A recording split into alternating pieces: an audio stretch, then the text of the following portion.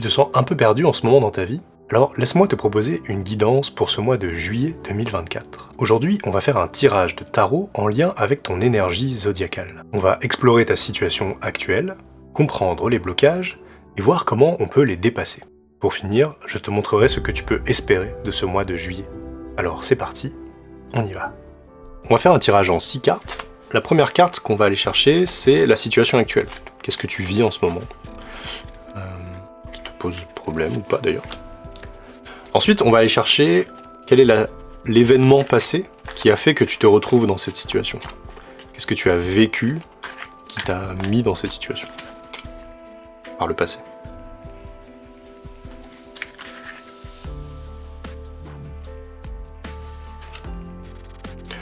Et ensuite, on va aller voir qu'est-ce qu'on peut espérer par rapport à cette situation pour le mois de juillet.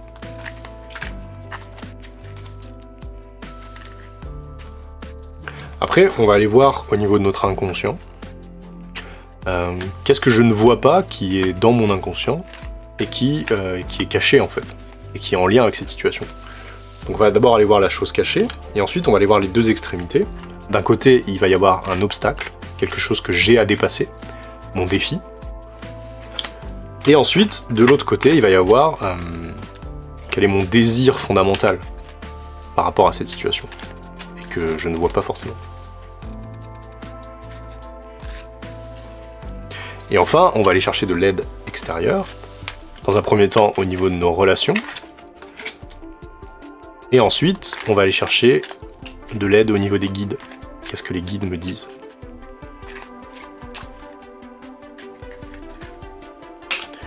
Et enfin, on va aller voir quel va être le résultat final sur le plan spirituel. Qu'est-ce que je peux espérer? Donc on commence par la situation actuelle, il y avait deux cartes. On a la justice et le 7 de coupe. Alors, ici on a une carte majeure, donc on sort vraiment de l'ordinaire. C'est vraiment quelque chose d'extraordinaire qui va se passer dans notre vie au mois de juillet. Ou qui se passe en ce moment dans ma vie actuelle. La justice, c'est la question des responsabilités. C'est prendre ses responsabilités, reconnaître ses responsabilités, et aller chercher de la souveraineté pour faire des choix éclairés. Sauf que ce qu'on nous dit en ce moment, c'est qu'il y a des illusions. Ça, c'est le 7 de coupe qui nous le dit. C'est-à-dire que je me berce d'illusions par rapport à mes responsabilités. Peut-être que je me dis, c'est pas à moi de faire ça. C'est pas ma responsabilité. C'est pas à moi de faire ça. Bon, ouais, je me répète, mais c'est l'idée. Et donc, si je me berce d'illusions, je suis pas capable de prendre mes responsabilités pour aller chercher la justice. Donc on va voir d'où vient cette situation dans le passé. Alors, on a deux énergies. On a une énergie plutôt terrestre dans la matière et une énergie en lien avec le mental, les épées. Donc le 10 d'épée, c'est un écroulement. À un moment donné où j'avais trop de choses en tête, j'étais saturé et il y a eu je suis tombé quoi. Donc ça nous parle de burn-out, ça nous parle de croyances limitantes aussi, de dire j'ai cru quelque chose et au final ça s'est pas fait et donc je me suis effondré. Et le 9 de denier nous dit c'est quelque chose de l'ordre de la richesse. Alors la richesse, c'est pas forcément l'argent, hein, mais ça peut être une situation confortable. Ça peut être une situation d'abondance, en fait. Donc par rapport à cette situation d'abondance que j'ai vécue dans le passé, il y a eu un écroulement, où je me suis raconté quelque chose qui a fait que tout a changé. Donc je sais pas, moi ça me parle pas, mais l'idée c'est ça me parle personnellement, mais l'idée c'est d'aller voir dans votre vie, dans quel domaine de vie cette situation vous parle. C'est-à-dire que il y avait une situation où tout allait bien, j'étais dans l'opulence, dans l'opulence j'ai créé quelque chose de super en fait. Et à un moment donné, il y a eu une pensée parasite, ou une saturation de la pensée, qui a fait que, sur le plan mental, je me suis écroulé. Je me suis dit, je peux plus... il y a eu un moment où je pouvais plus tenir cette situation, quoi. C'était trop, il y avait un trop plein de quelque chose. Et donc, je sais pas ce qui s'en est suivi, mais là, vu la dame, en gros, c'est par rapport à cette situation d'écroulement, bah je reste dans mon lit et je scrolle parce que j'arrive plus rien à faire d'autre, quoi. C'est la paralysie un peu. Et c'est une paralysie mentale, c'est-à-dire qu'il y a un truc qui tourne en boucle et qui m'empêche de profiter de cette situation parfaite, en fait.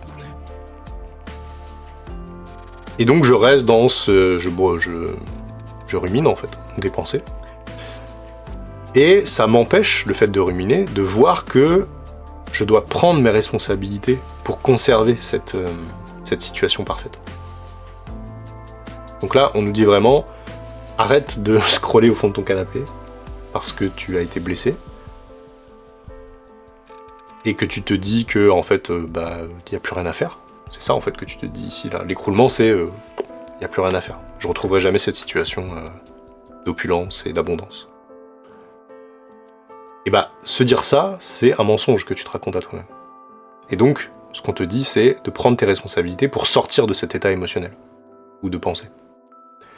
Si tu arrives à faire ça, et à sortir de cette rumination de ça va pas, je regrette mon opulence passée, parce qu'il s'est passé ça, et c'est vraiment horrible, et je suis vraiment à plaindre.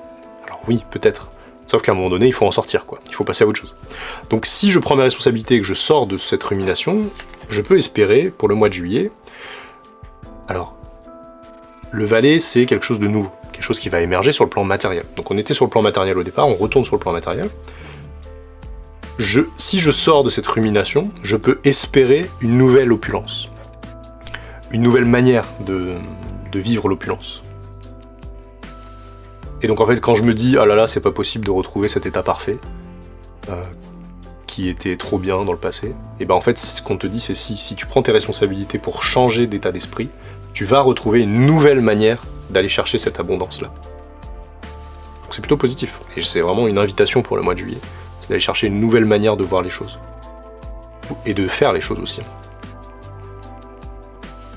Ensuite, on va aller chercher sur le plan de l'inconscient. Qu'est-ce qui est caché? Qu'est-ce qui est sous-jacent à cette situation? Alors, le 10 de Pentacle, c'est une question de transmission. Donc peut-être que cette opulence, alors là, si je lis les cartes basiquement, parce que je connais pas votre situation, je dirais qu'il y a eu un héritage, et que cet héritage, il m'a apporté une situation confortable. Et peut-être qu'à un moment donné, je me suis dit, mais en fait, je mérite pas cet héritage, ou alors c'est de l'argent sale, ou alors c'est quelque chose que je veux pas, parce que je veux pas être affilié à cet héritage-là. Et donc en fait ça m'a miné de dire là on m'a offert ça, c'est à la fois une source d'abondance, mais c'est à la fois aussi un fardeau de quelque chose que je veux pas. Donc ça c'est ce qui est sous-jacent à cette situation-là. Et donc du coup je me berce d'illusions en me disant que je peux pas accepter cette opulence-là, parce que je la mérite pas, ou parce que je veux pas être affilié à cette opulence-là. Et donc là ce qu'on te dit c'est prends tes responsabilités, de sortir de cet état de je mérite pas ou j'en veux pas, pour aller chercher une nouvelle manière d'accueillir ce qu'on t'a offert, de ce qu'on t'a transmis.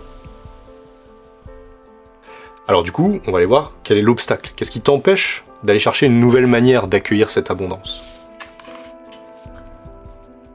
Alors, on a le valet d'épée et les amoureux. Alors, le valet d'épée, c'est dans la capacité à se dire des choses, donc c'est... Là, on rumine, je vous rappelle que par rapport à ce qu'on a... On nous a offert quelque chose qui nous a apporté de l'abondance, mais on se dit qu'on le mérite pas, et donc on rumine ce truc-là, ou qu'on n'en veut pas, et du coup on rumine ce truc-là. Et donc il va falloir aller prendre ses responsabilités, de se dire, c'est pas parce que l'autre a fait quelque chose que moi je peux pas le changer, et trouver une nouvelle manière de profiter de cette abondance-là. Pour faire ça, il va falloir que je tombe amoureuse. Alors, quand je dis tomber amoureuse, c'est la voix du cœur, en fait. C'est que cette nouvelle manière de prendre cette abondance, je vais devoir tomber amoureux de l'idée de profiter de cette abondance, d'une nouvelle manière. Ou de dire que en fait je le mérite, parce que si la croyance c'est de se dire je mérite pas cette abondance, et là on va devoir dire aime-toi en fait, tu le mérites, tu as le droit, tu es méritante. Et c'est pour ça qu'on t'a transmis ça. Cette transmission, en fait, elle est légitime. Et ça va demander, donc, du coup, le valet d'épée, d'aller chercher une nouvelle manière de voir les choses. Pour trouver cette abondance, pour profiter de cette abondance, en fait. Donc ça, c'est l'obstacle, c'est de se dire, il faut que je cultive l'amour de moi, pour changer ma vision des choses, arrêter de ruminer, et dire, en fait, je mérite vraiment de vivre cette abondance. Et peut-être que cette abondance, c'est pas la même qu'on m'a transmise, c'est une manière transformée, et je vais devoir trouver cette nouvelle manière d'accueillir cet héritage. On va aller voir maintenant quel est le désir sous-jacent. C'est le bonheur. En fait, j'ai vraiment envie d'être dans le bonheur de cette opulence, de faire profiter aux gens que j'aime de cette abondance. Mais encore une fois, je me rends compte que peut-être que je le mérite pas. Et alors du coup c'est curieux, hein, mais il y a des paradoxes un peu partout. Il faut trouver la raison de se dire, cette abondance qu'on m'a donnée, je la mérite pas parce que peut-être qu'au fond, je crois que je n'ai pas le droit au bonheur. C'est pas facile à vivre hein, comme situation. Donc il va falloir dégommer cette croyance que je n'ai pas le droit au bonheur. Tu as le droit au bonheur. Tu as le droit de profiter de ce qu'on t'a transmis. Tu as le droit d'en faire profiter tes proches aussi. Et pour ça, il faut que tu cultives l'amour de toi. C'est important.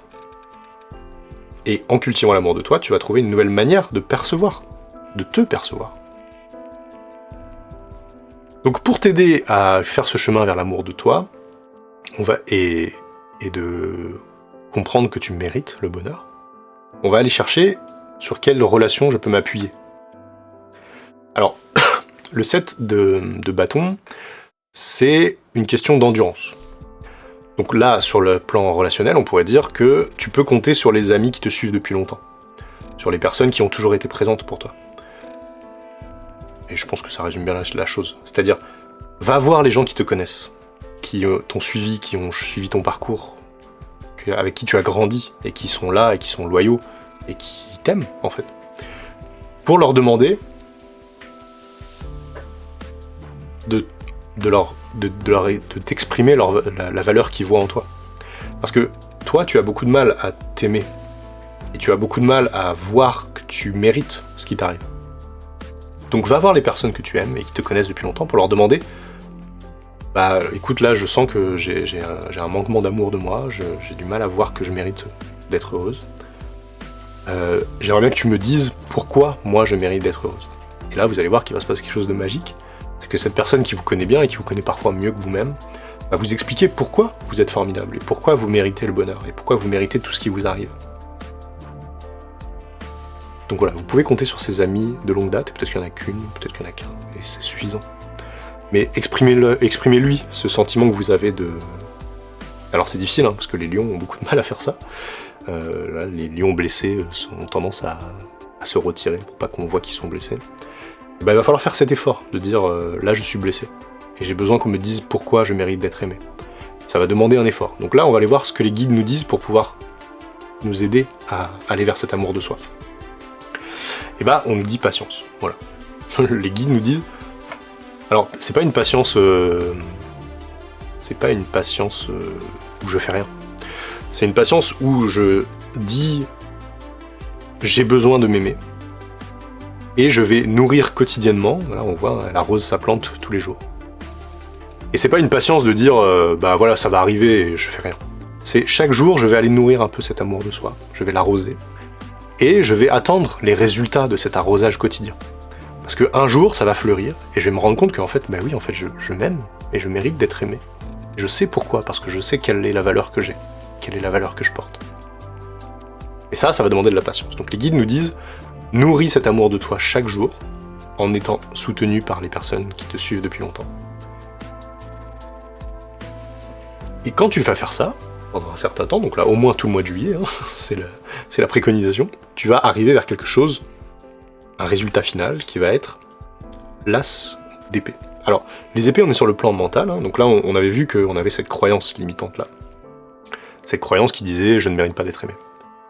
Et bah, l'as d'épée, c'est l'infini des possibles des croyances. C'est-à-dire que quand tu auras fait cet exercice de nourrir l'amour de soi, tu vas te rendre compte qu'en fait, il y a plein d'autres manières de se voir, il y a plein d'autres manières de se raconter, de s'aimer. Et on est vraiment dans cette question de... je sais pas comment dire, mais... de se raisonner, en fait.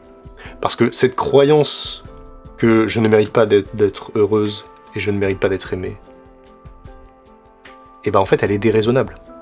C'est quelque chose que tu te racontes, c'est une illusion. C'est complètement faux. Donc tu dois prendre la responsabilité de te dire que cette croyance n'est pas raisonnable. Si tu continues à cultiver l'amour de toi tous les jours, grâce à l'aide des amis qui te suivent depuis longtemps, tu vas raisonner, tu vas revenir à la raison, et tu vas avoir des choses tangibles et raisonnables de croire que tu es aimable. C'est pas juste je change d'avis en disant bah avant je m'aimais pas, maintenant je me dis que je m'aime. Non, c'est en fait mes amis m'ont montré que en faisant ça, je créais du bonheur autour de moi. Ou en étant cette personne-là, et ben j'apporte beaucoup de joie aussi. Et donc en fait, je vais donner des raisons factuelles au fait que je mérite d'être aimé. Et j'aurai des preuves. Voilà, c'est ça qu'on cherche. On cherche à avoir, pendant le mois de juillet, à trouver des preuves que tu mérites d'être aimé et de vivre heureuse. Merci beaucoup de m'avoir suivi dans cette vidéo. Si cette guidance t'a parlé, n'hésite pas à t'abonner pour recevoir les suivantes et surtout pour soutenir mon travail. Je te mets en description un lien pour pouvoir réserver une séance en individuel avec moi. Pour aller plus loin, je t'invite à regarder cette vidéo. En attendant, je te dis à très vite et surtout, reste magique.